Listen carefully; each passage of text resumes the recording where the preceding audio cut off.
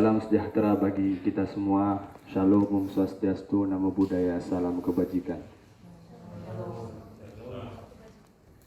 Bismillahirrahmanirrahim. Yang terhormat pimpinan Pondok Pesantren Mahasiswa Al-Hikam Malang, Kyai Haji Muhammad Nafi. Yang kami hormati Kepala Pesantren Mahasiswa Al-Hikam Malang, Haji Nurholis Esos. Dan yang kami hormati pimpinan dari Gereja Protestan di Indonesia bagian Barat, Majelis Sinode, serta para calon vikaris muda GPIB Angkatan 2022. Persilahkan.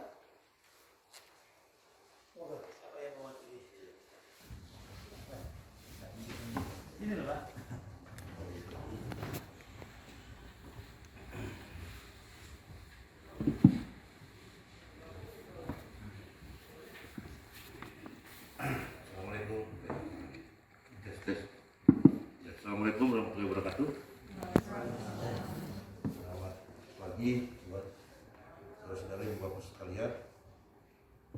Saya dalam hal ini mewakili dari Gereja Protestan Indonesia bagian Barat. Saya ucapkan terima kasih yang sebesar-besarnya kepada Pondok Pesantren Al-Hikam. Ya, dalam hal ini ada Pak Kyai Nafi, ya, bersama dengan para pengasuh pes, ya, kepala pesantren, juga para pengajar, ustadz, juga untuk para santri dan santriwati yang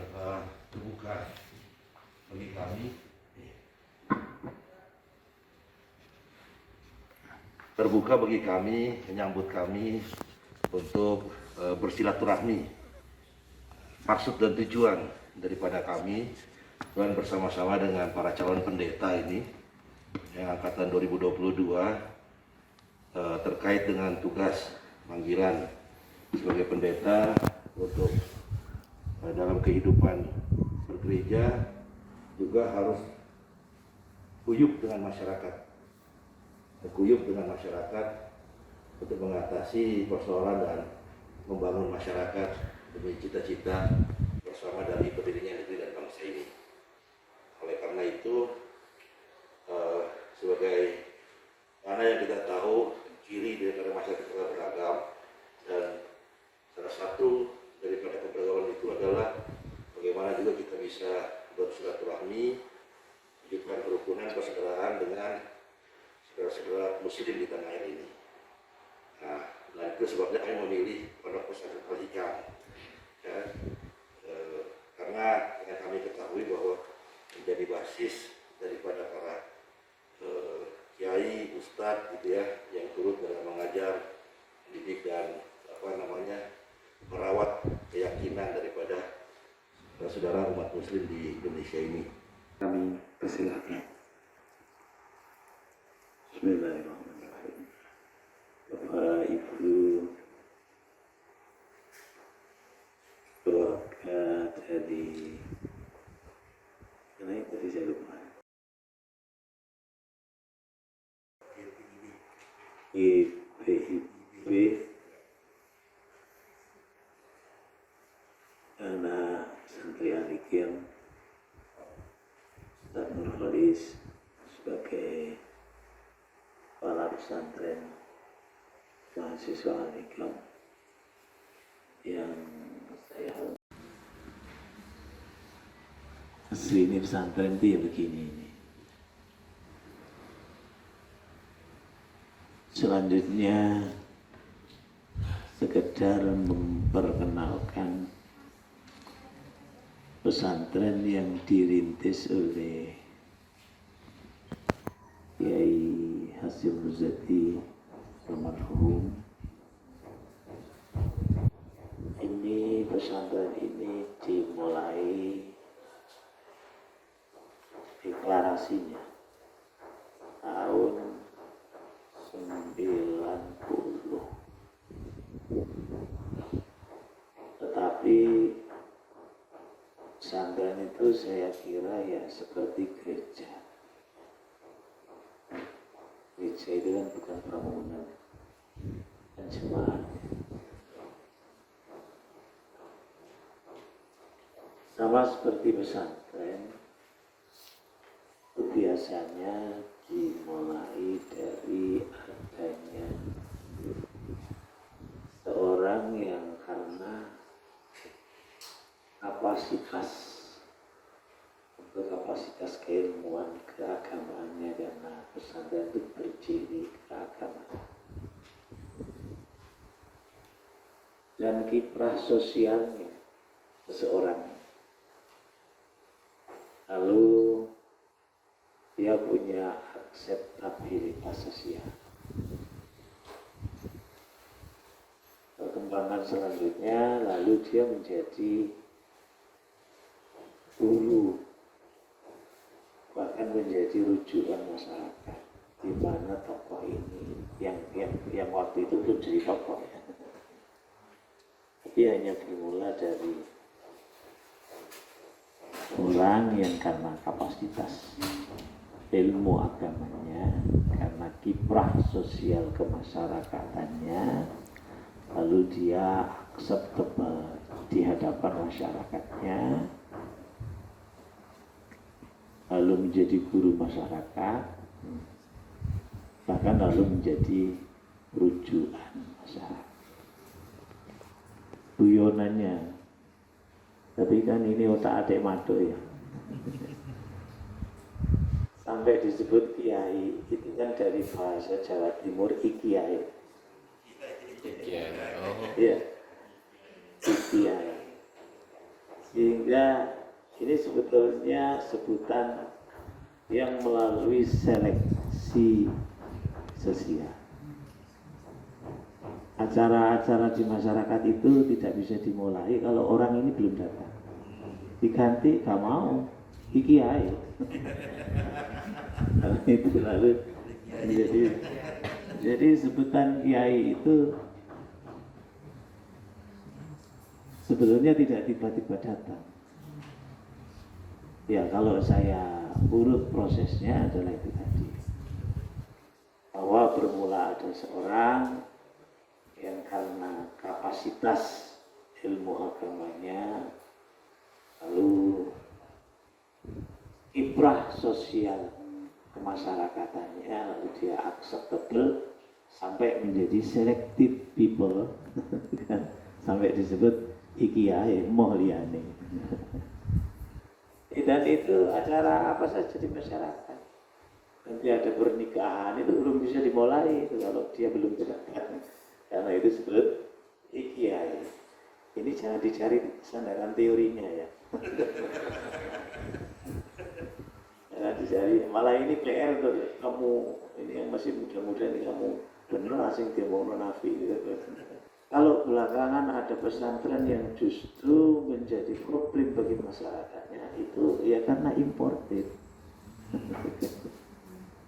Ya, nah, ini tapi insya Allah kalau pesantren yang di bawah naungan payung besar sosial kemasyarakatan keagamaan Nahdlatul Ulama, itu biasanya pesantren yang historis. Itulah adik-adik, kalau kamu lihat pesantren yang tua-tua itu malah hilang namanya. Wireng itu nama daerah. Ya, Sidogiri, Lirboyo, Aceh, Gontor, ya yang well known. Gontor itu nama desa. Ada nama pesantrennya. Tapi orang lebih mengenal pesantren Lirboyo, Ploso, Wireng, dan Sarang. Ini sebetulnya bukti bahwa pesantren itu memang tumbuh dan berkembang bersama masyarakat. Kalau sekarang ada yang agak terpisah itu kan gara-gara konsep barunya orang baru, karena ada sekolahannya. Kalau ada sekolahan dipagari, kalau pesantren seperti pesantren Al-Hikam ini, insya Allah ya tidak jauh dari masyarakat. Dan Kiai Hasyim Muzadi sebelum membuka pesantren yang di Cenderawasih ini, beliau lebih dahulu tinggal di kawasan Cenderawasih ini dan termasuk seorang orang awam. Santri-santrinya seluruhnya mahasiswa. Pagi begini ini yang mestinya di kampus. Kalau anak-anak ini ada di sini, ya pasti bolos kuliah ini. Ada alasan kalau ada tamu. Ini anak-anak yang kumpul saya kira semester berapa rata-rata? Semester 7. Kamu semester 7. Kok kayak sudah seperti dosen? Fakultas apa kamu? Oh? Ilmu Pendidikan. UM. Oh, iya. Jadi ini agak boros ya. Boros umur ya. Nah, maksud Kiai Hasyim memfasilitasi anak-anak kita yang sedang sedang kuliah. Jadi yang di pesantren ini saya kira ada hampir semua jurusan ada ya, kira-kira yang fakultas dan dari berbagai perguruan tinggi yang di sekitar. Jadi home base-nya mereka di sini, mereka hidup bersaudara di sini, menghayati nilai-nilai kekeluargaan ala pesantren dalam waktu yang bersamaan. Karena Kiai Hasyim itu mempunyai keyakinan bahwa transformasi nilai, apalagi nilai keagamaan itu tidak mungkin diwariskan hanya melalui proses pembelajaran kognitif saja. Kelakar beliau itu begini, mana anak SMA, ini khusus anak muslim ya, rapotnya itu, rapot agama Islamnya itu dapat 9, kan bagus. Tapi sembahyang subuhnya jam 9. Iya dah. Kira-kira ini kalau di Kristen ada sama ya. Jadi sama-sama kacau ini. Ya sembahyang subuh kan harusnya jam 4 gitu ya.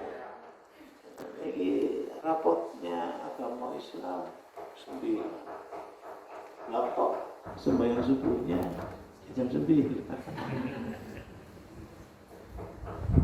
Hingga sekarang ini ya banyak polisi ditangkap. Polisi kan gayanya nangkep, jaksa dituntut, satpam diamankan. Iya kan? Berarti ini ada selalu umat beragama. Yang ideal itu kan agamanya, tapi orang yang beragamanya Islam ya rahmatan lil alamin, tapi orang Muslim saya kira sama, Kristen juga begitu, tapi orang Kristen ya sesuai kepentingan ya. Nah karena itu Kiai Hasyim memfasilitasi anak-anak kita yang sedang memproses dirinya itu menjadi ekspertis, tapi sekaligus harapan kita menjadi moralis gitu. Nah sekarang ini kalau kemajuan apapun, teknologi bahkan, kalau tidak dikawal dengan kredo, dengan landasan etik profetik, bukan etik yang ya, etik langit, nah, saya kira ya seperti yang dialami manusia modern sekarang ini.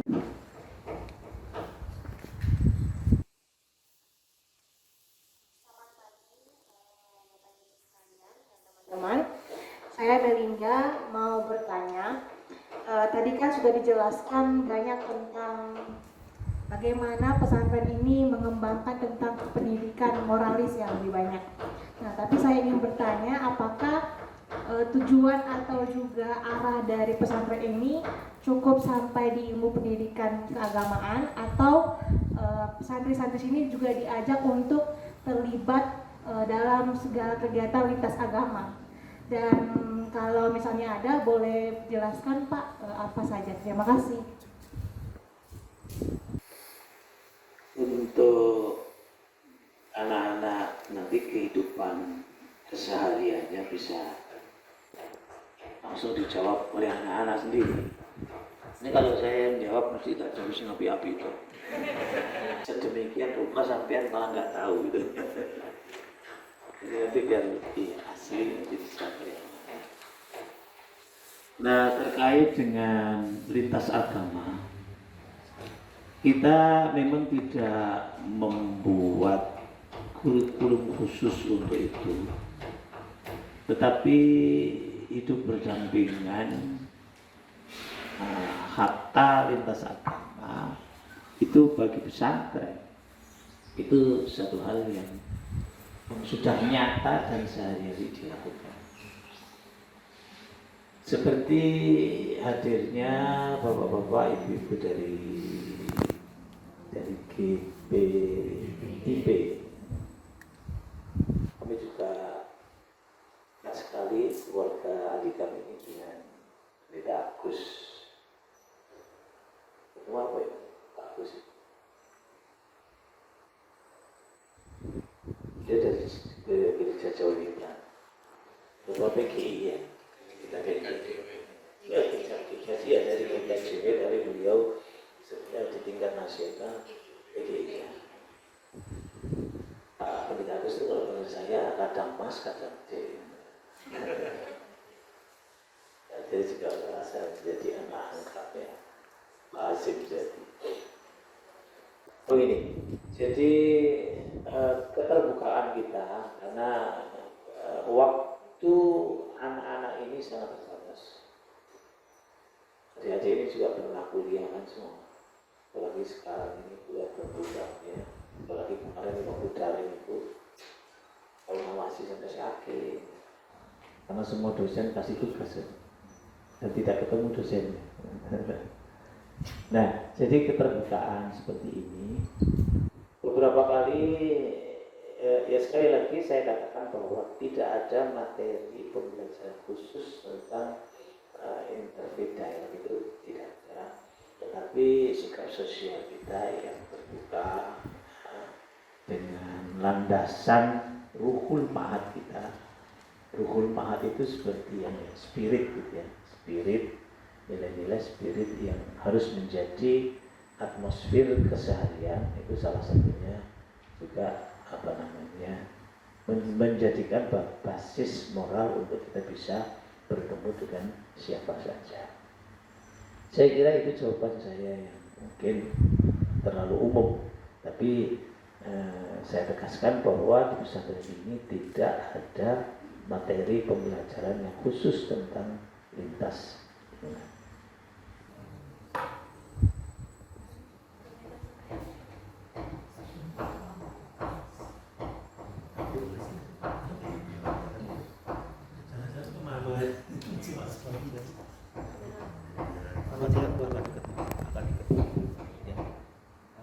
Saya Beni Amor. Saya mau bertanya, ada dua pertanyaan. Sebenarnya pertanyaan pertama itu teknis gitu. Keras mas, keras. Pertanyaan pertama itu hanya soal saya ingin tahu arti kata al-hikam itu apa. Arti al-hikam. Karena saya sering melihat banyak nama masjid ada a-nya gitu. Jadi saya penasaran kadang ini arti namanya apa. Lalu kenapa nama ini yang dipilih? Yang pertama, lalu kedua berhubungan dengan tadi bicara soal teknologi. Saya ingin tahu sejauh mana pesantren Al-Hikam ini mempunyai kegiatan atau pembelajaran yang berhubungan dengan teknologi itu sendiri. Pertama adalah kontribusinya di tengah masyarakat. Itu saja.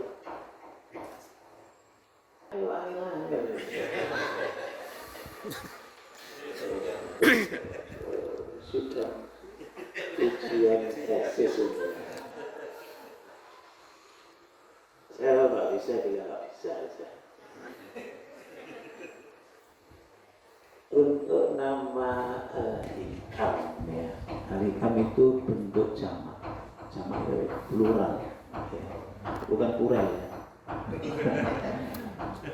Jadi Bu Yuni kok telat ya. loadingnya lama.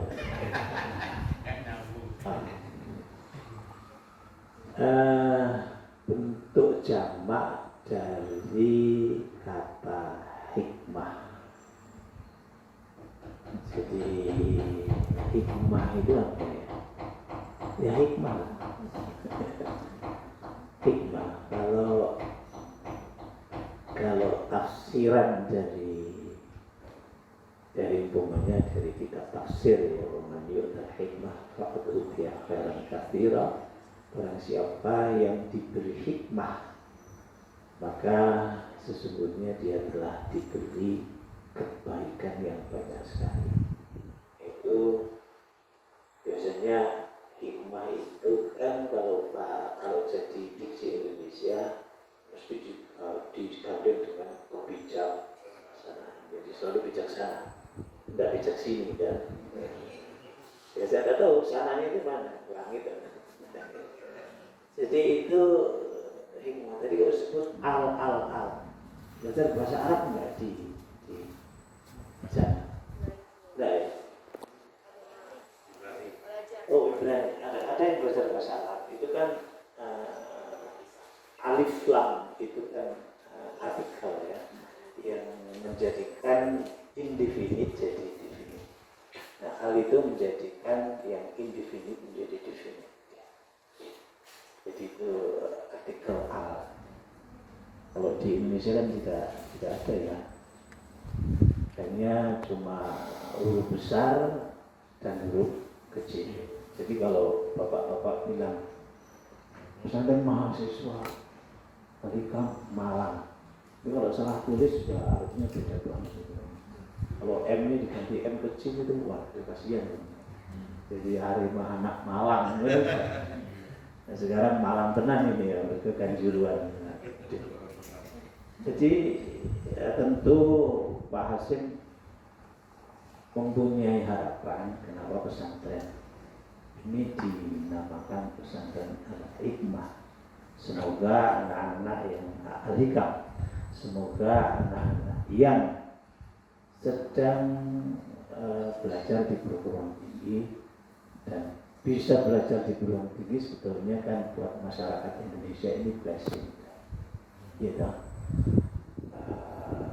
Lalu semoga apa yang didapatkan di perguruan tinggi itu akan menjadi hikmah, menjadi kebaikan yang akan bermanfaat bagi mereka.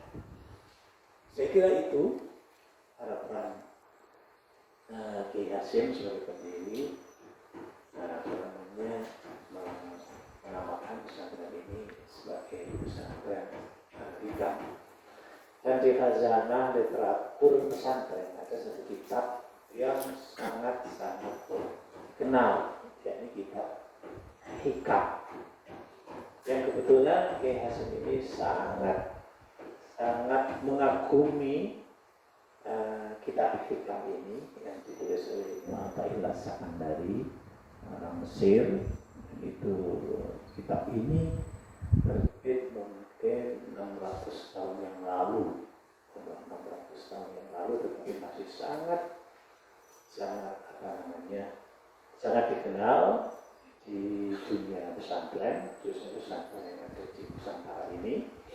Tetapi kitab ini juga well-known di hampir seluruh dunia Islam. Kitab ini ya ada 200 sekian untayan kalimat-kalimat hikmah, dan itu yang menginspirasi Kiai Hasim dan mengambil manfaat banyak dari kitab itu. Nanti boleh dicari kitab itu.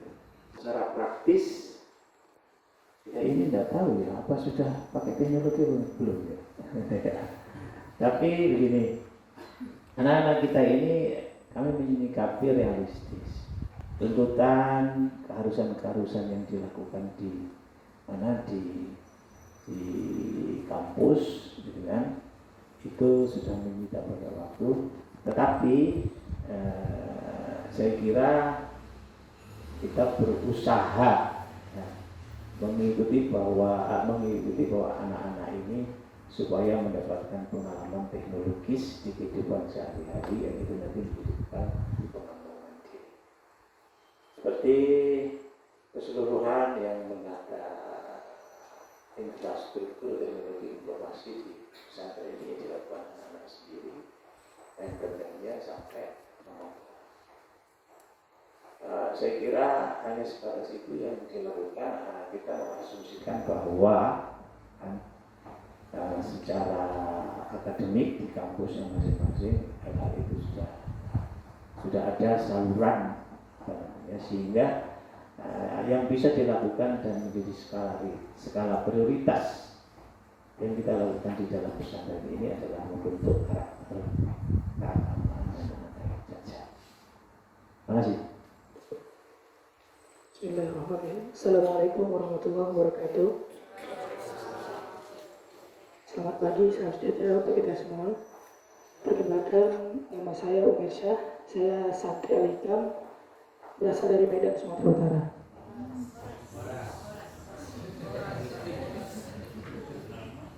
Yang pertama tadi menyambung dari daunnya Pak Pengasuh, bahwasanya untuk yang diajarkan di pesantren ini biasanya identik dengan pembelajaran agama. Akan tetapi kalau kita lihat secara keseluruhan di dalamnya, bahwasanya khususnya di Al-Hikam, di sini pondok pesantren ini memiliki 3 moto, yaitu yang pertama amaliyah agama, prestasi ilmiah, dan kesiapan hidup.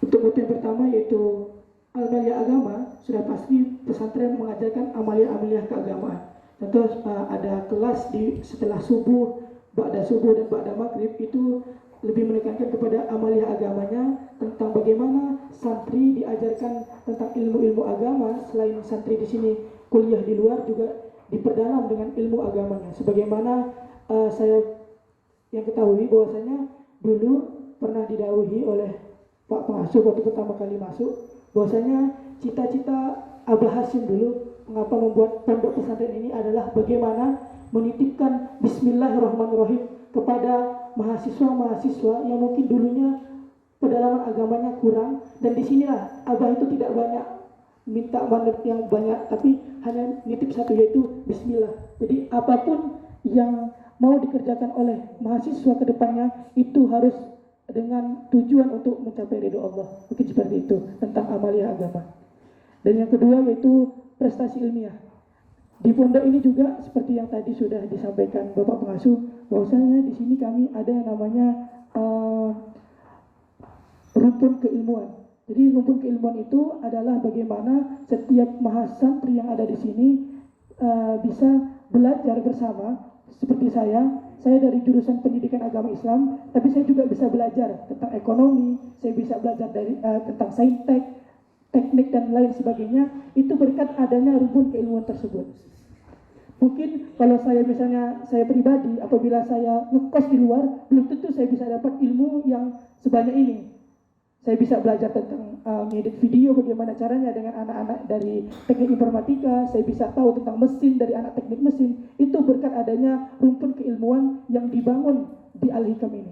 Dan di Al-Hikam ini juga bagaimana santri-santri tersebut bukan hanya amaliyahnya saja yang ditekankan, tetapi bagaimana santri juga harus bisa berprestasi di luar, santri harus juga bisa berprestasi di kampusnya masing-masing. Dengan hal itu bisa memotivasi santri-santri yang lain untuk bisa, bahwasanya santri itu bukan identik dengan agama, santri itu tidak identik dengan sarung, kitab dan lain sebagainya. Bahwasanya santri juga bisa maju, santri juga bisa berkembang dengan adanya sains dan teknologi. Dan yang selanjutnya juga tentang persiapan hidup. Pada awal saya masuk ke sini, saya didhawuhi bahwasanya pesantren itu adalah miniaturnya kehidupan. Jadi di pesantren ini kita kompleks, bagaimana bukan hanya saja diajarkan ilmu keagamaan dan ilmu umum, akan tetapi juga kita diajarkan yang namanya ilmu kehidupan. Bagaimana santri-santri berinteraksi antara satu orang dengan yang lain, bagaimana kita bisa antara kamar yang satu dengan kamar yang lain itu bagaimana bisa akur, bagaimana teman-teman bisa memimpin teman-temannya mungkin dalam segi di kamarnya, di blok atau di ketua ospam di sini seperti ketua BEM. Kalau di luar itu adalah bagaimana diajarkan kami bahwasanya miniatur kehidupan itu ada di pesantren. Dan seperti saya juga bahwasanya Saya tinggal di Medan, saya sudah terbiasa dengan hidup keberagaman. Tetangga saya ada yang Chinese, ada yang dari Nasrani, teman-teman ibu saya, guru-guru saya di sekolah dulu banyak yang dari Nasrani, dan saya juga terbiasa hidup bertoleransi. Akan tetapi begitu saya masuk di Al-Hikam, rasa toleransi saya itu bertambah teguh karena saya baca biografinya Abah Hashim, saya belajar di sini. Mungkin secara eksplisit di sini tidak mengajarkan tentang keberagaman dengan agama lain. Akan tetapi secara nyatanya di sini diajarkan tentang bahwasanya kita hidup itu di negara Indonesia NKRI ini, kita hidup bertetangga, kita mempunyai saudara-saudara yang mungkin kalau di dalam bahasa kami itu ada ukhuwah, selain dari ukhuwah Islamiyah ada ukhuwah wataniyah dan ukhuwah basyariyah, dan itu diajarkan di pesantren ini. Seperti kemarin kami mengantarkan bantuan sumbangan dana untuk korban-korban bencana alam banjir yang ada di Malang Selatan, dan rata-rata pada saat kami ke sana itu rata-rata yang terdampak di sana itu dari saudara-saudara kami dari kalangan Nasrani, dan kami menyalurkan itu, dan itu kami tidak ada rasa canggung atau bagaimana. Kami ikut di sana juga membersihkan gereja. Ada kemarin gereja yang terdampak di sana, ada rumah orang tua yang sedikit hancur, kami ikut membersihkan, kami ikut di sana, dan itu adalah bagaimana pesantren ini meneguhkan nilai-nilai toleransi sebagaimana yang dikedepankan oleh Abah, bahwasanya kita itu ada ukhuwah Islamiyah, ada ukhuwah wataniyah sebagai kita berbangsa dan negara, ada ukhuwah basyariyah sebagai kita kemanusiaan. Mungkin itu saja dari saya.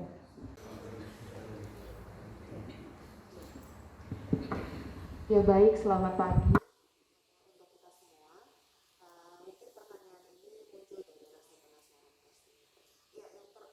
Satu, ketika tadi saya juga banyak belajar dan banyak pengetahuan tentang yang baru tentang pesantren ini, dan di dalam pikiran saya, apakah setiap mahasiswa yang berada di tempat ini diwajibkan atau dengan kerelaan masuk di dalam pesantren atau menjadi santri-santri.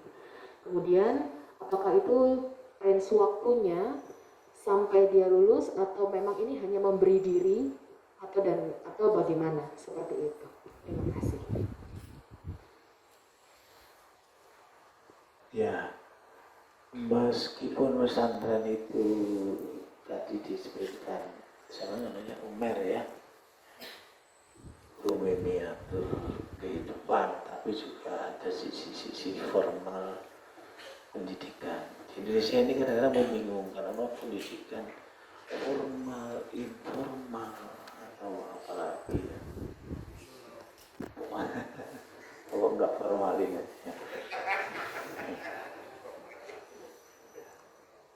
ya, itu tadi proses pembelajarannya sebagai lembaga pendidikan tentu ada. Jadi anak-anak yang ingin bergabung ke pesantren ini terlebih dahulu harus melalui seleksi. Seleksi ini sebetulnya untuk menumbuhkan minat, bukan untuk milih-milih orang sebetulnya. Karena orang mau ke pesantren sebetulnya kan sudah mau baik tuh, masa ditolak gitu. Tapi juga berkenaan dengan rencana schedule yang akan dilalui kurang lebih 4 tahun di sini, sehingga diperlukan kesungguhan, komitmen.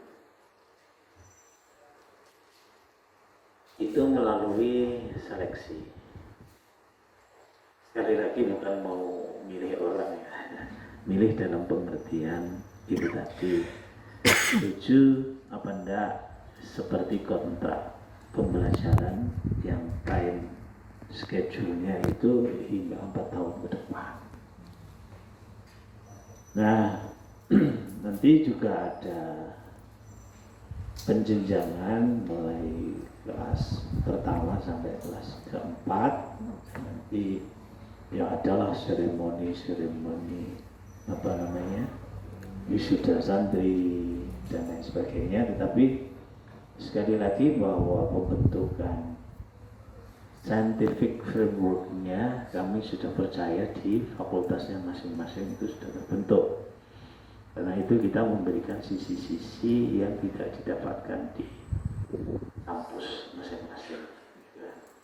Jadi kalau yang di kampus itu tadi kan apa namanya indeks prestasinya itu IP agamanya jam 9 gitu ya, tapi ya subuhnya tetap jam 4 di sini gitu. Nah, sisi-sisi itu yang kita tekankan di sini. Lalu apa lagi deh yang belum tadi?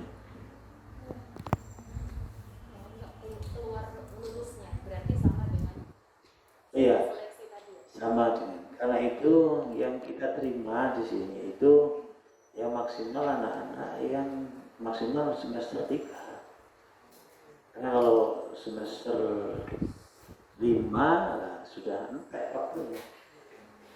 Nanti semester 6, semester 7 sudah sibuk dengan proposal penelitian, untuk skripsi, konsultasi ini. Bahkan ini ada merdeka belajar itu. Merdeka belajar apa belajar merdeka ya? Berarti belum merdeka gitu ya. Merdeka belajar ini nanti pasti akan ada resiko-resiko yang kalau kita lihat dari sudut itu tadi belajar hidup bersama-sama, mereka akan terkurangi paling tidak 1 semester untuk magang sehingga dia keluar dari pesantren ini kan. Nah, tetapi ya itu tuntutan keharusan dari fakultas, dari jurusannya masing-masing. Nah, pesantren tidak bisa menghalanginya, karena itu juga apa yang menjadi target kampus juga menjadi target kita. Karena itu canangan moto Alikam ini yang kedua adalah prestasi ilmiah.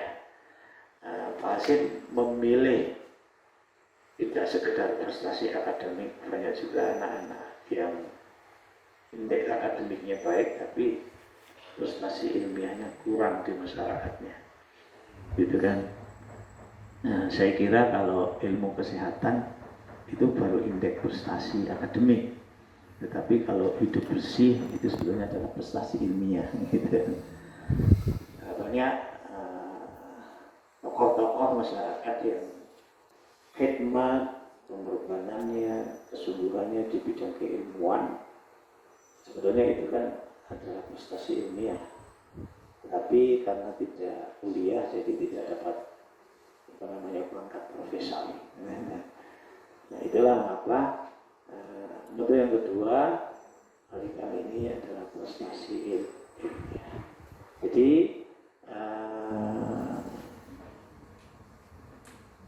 semester 3 maksimal.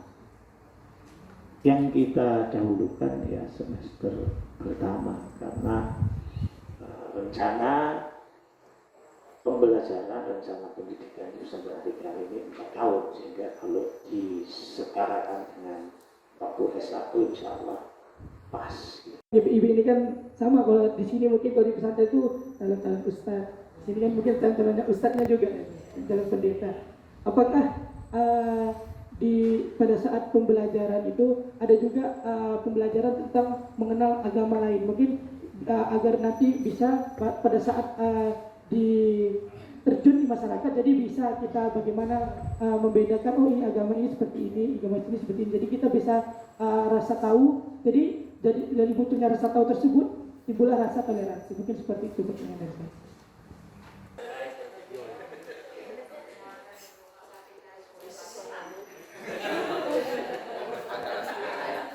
Baik, terima kasih atas kesempatannya. Prinsipnya boleh. Boleh percaya katanya. Terkait dengan pertanyaan apakah kami juga dibekali dengan ilmu terkait dengan lintas agama, saya kira kami ini latar belakangnya dari 4 sekolah tinggi teologi.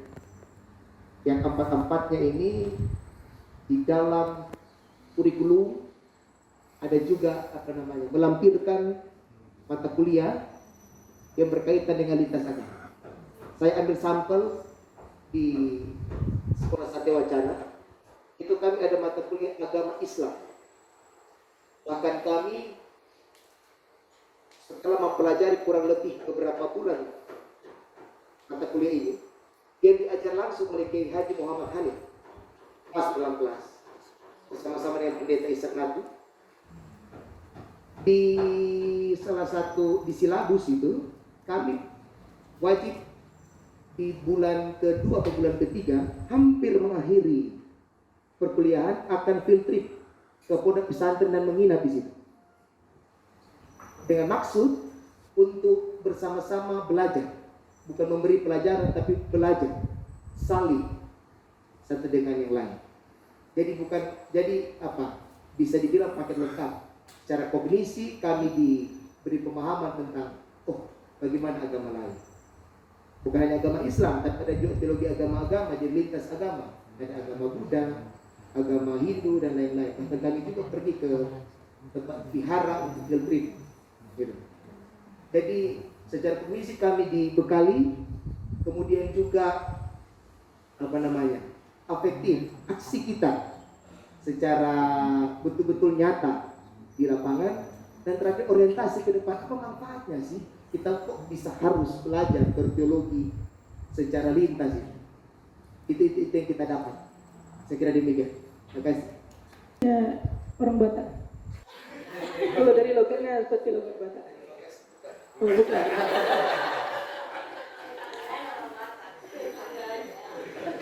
Logatnya kayak logat orang, seperti logat orang Batak. Nah, kalau di kelompok saya itu terkenal banyak melahirkan pendeta-pendeta hebatnya dari Medan. Saya kembalikan. Selamat pagi, saya Puratul Ayun dari Malang sendiri, Prodi PAI, akan menanyakan, kalau di sini kan pondok-pondok banyak ya kalau di Islam. Nah, saya mau bertanya kalau di Kristen itu apakah ada pondok-pondok kayak gini tapi mendalami agamanya masing-masing? Mungkin kalau ada bisa diceritakan kegiatannya. Kalau di sini kan subuh udah ngaji, kayak mulai subuh sampai malam itu kita itu sering tolabul ilmi, mencari ilmu. Nah, apakah di Kristen seperti itu juga? Terima kasih. Terima kasih untuk pertanyaannya. Kalau untuk pondok tidak ada, tapi kalau di asrama itu rutinitas yang kami lakukan itu kurang lebih sama di pesantren. Jadi rutinitas kami di asrama itu ada ibadah yang kami lakukan setiap pagi. Kami lakukan ibadah saat teduh, dan hari Kamis itu kami gabungkan, kalau di SD Tintin kami gabungkan asrama putra dan asrama putri itu, dan itu saja sih. Terima kasih.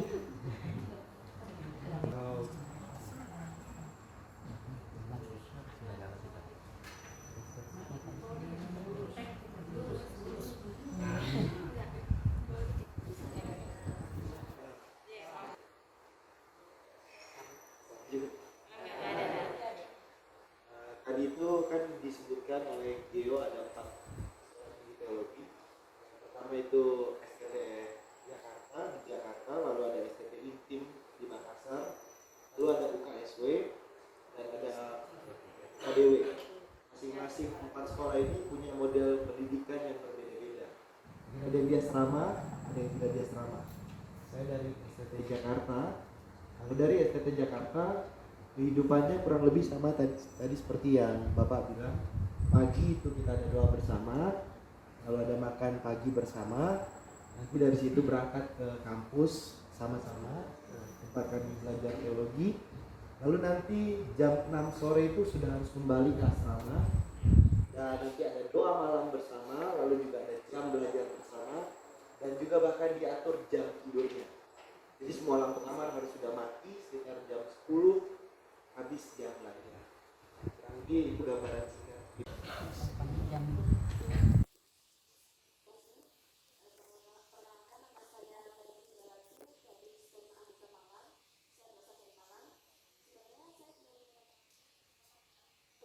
Biasanya kan saya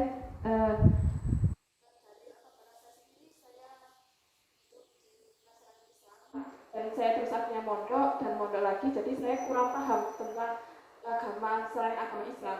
Jadi mungkin saya ingin mengetahui tentang, sekarang saya telah lihat itu ada Kristen Protestan, ada yang lain kan sedikit perbedaan. Jadi saya ingin mengetahui karena kadang-kadang jika kita tidak tahu salah pahaman mungkin biar kita lebih tahu di antar.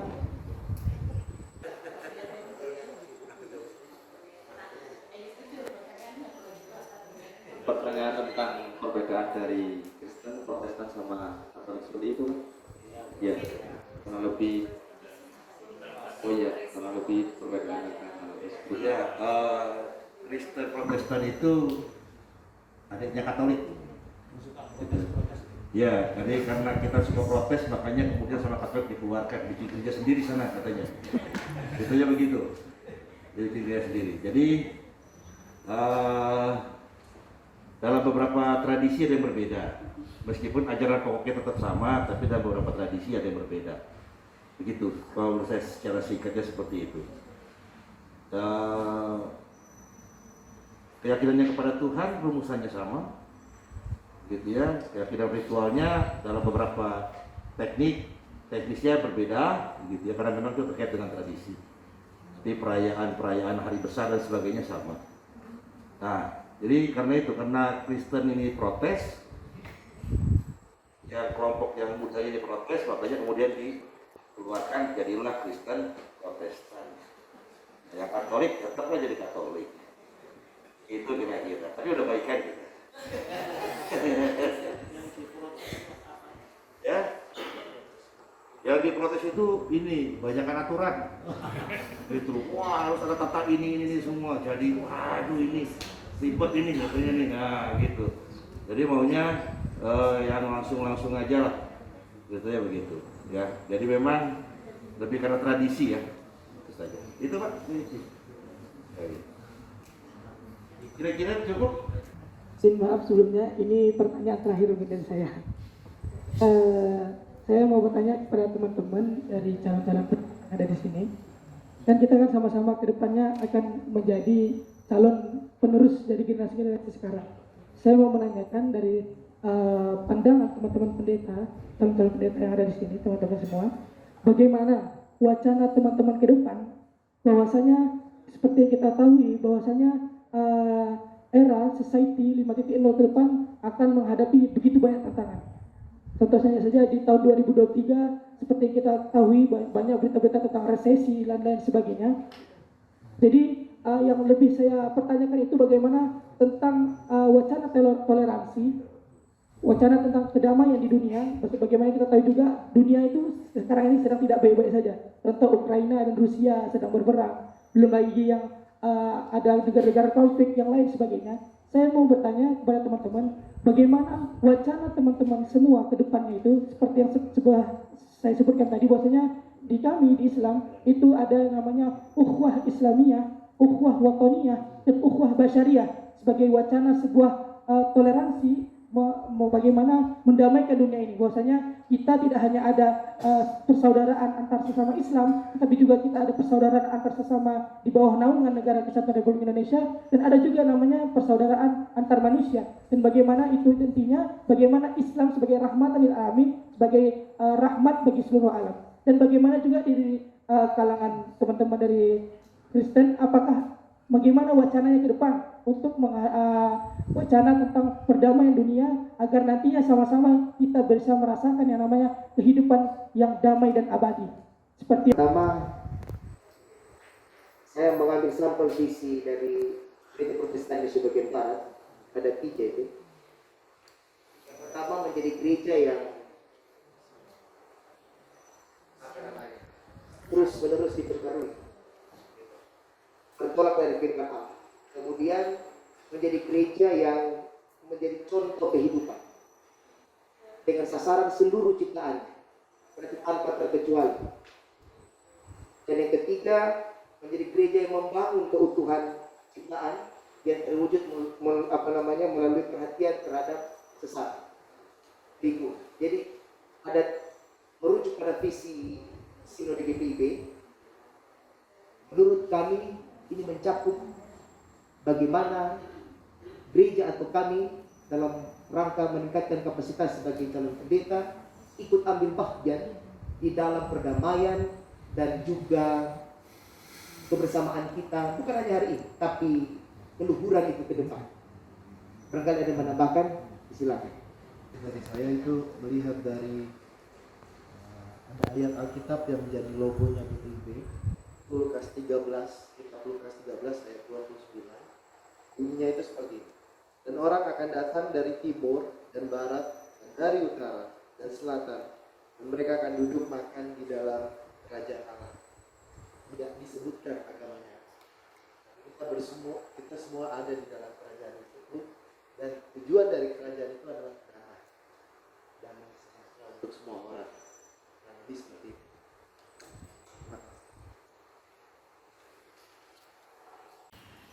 Depan G20 itu bulan apa ya? Yang di Bali itu. November. November ya. Di Indonesia ini mungkin Bapak Ibu mengenal Nahdlatul Ulama ya, PBNU, gitu kan. Gus Dur bilangnya NU itu pesantren besar. Nah, insya Allah, dan saya kira ini melibatkan semuanya kan, inisiatif dari PBNU untuk mendampingi G20 dengan religion sama yang kamu, sehingga tokoh-tokoh agama dari seluruh peserta G20 nanti akan berhimpun menjadi R20 Dewan Wakil Bersama. Salah satu agenda yang disodorkan oleh rumah besar kami PBNU sebagai rumah besar pesantren adalah bagaimana menyudahi trauma-trauma, menyudahi nestapa yang bermula dari kesalahpahaman apakah antara internal agama seperti di Islam juga di beberapa belahan dunia juga terjadi, tapi antar agama seperti di India itu kelompok agama apa dengan agama apa, nanti di Thailand, nanti di Vietnam, nanti di Timur Tengah, bahkan di Inggris juga dulu. Nah, R20 ini semoga menjadikan negeri kita ini, Republik Indonesia ini, yang multi agama, multi kultural, ini bisa menjadi contoh bagi model hidup damai yang berdampingan, dan itu nanti semoga menjadi semangat besar kita dari berbagai-bagai agama yang ada di Indonesia untuk menyumbangkan model untuk perdamaian dunia. Saya kira itu berita baik, dan semoga inisiatif baik dari rumah besar pesantren ini mendapatkan sambutan. Jauh yang saya baca di berita-berita luar biasa, sambutannya dari seluruh agama-agama, bahkan dari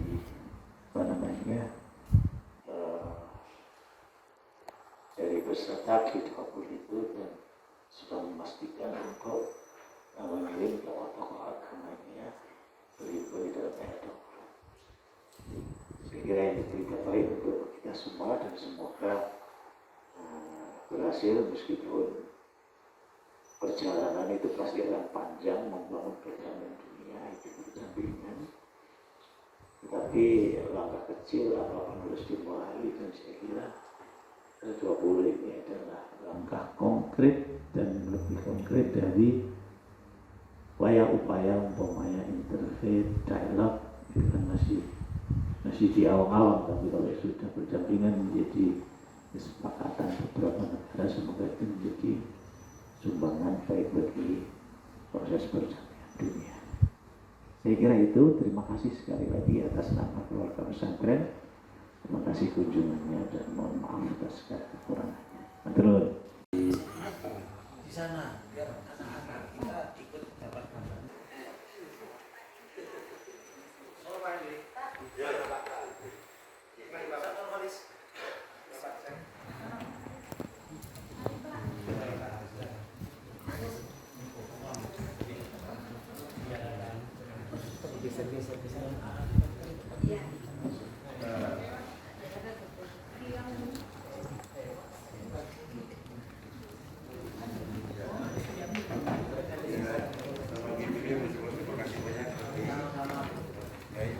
Sudah menerima kunjungan kami dan memberikan banyak hikmah dapat buat ini.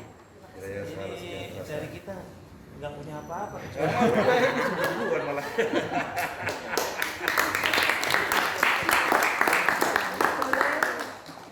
Lalu ada sedikit juga bahan pangan.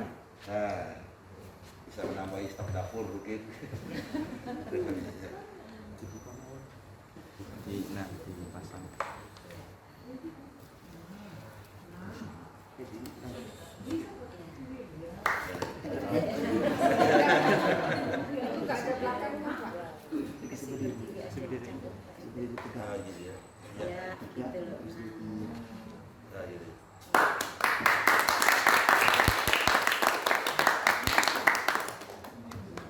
Dengan Mbak siapa? Halimah. Mbak Halimah ya. Mbak kan barusan mengikuti pertemuan dengan para vikaris calon pendeta dari gereja GPIB. Apa kesan yang Mbak Halimah dapat? Ya, kesan pertama saya setelah pertemuan tadi yang pertama yaitu bagaimana cara kita bertoleransi sesama agama. Jadi kita bertoleransi itu tidak hanya dengan satu agama saja, tetapi dengan banyak agama. Selain itu juga selain dari pemuda-pemuda atau dari yang lainnya, ternyata banyak pemuda yang memiliki bakat terpendam atau memiliki keinginan menjadi pendeta dari agama lain. Oh, boleh tahu menurut Mbak apakah pertemuan seperti ini perlu lebih sering diadakan untuk semakin mempertinggi toleransi atau bagaimana? Menurut saya bisa dilakukan dalam jangka mungkin 1 bulan atau 2 bulan sekali. Jadi agar dari antar agama itu bisa mengetahui antar agama yang satu dengan yang lainnya. Oh, udah nyantri di sini berapa lama Mbak? Jalan 3 tahun. Jalan 3 tahun. Baik, terima kasih Mbak. Sukses ya.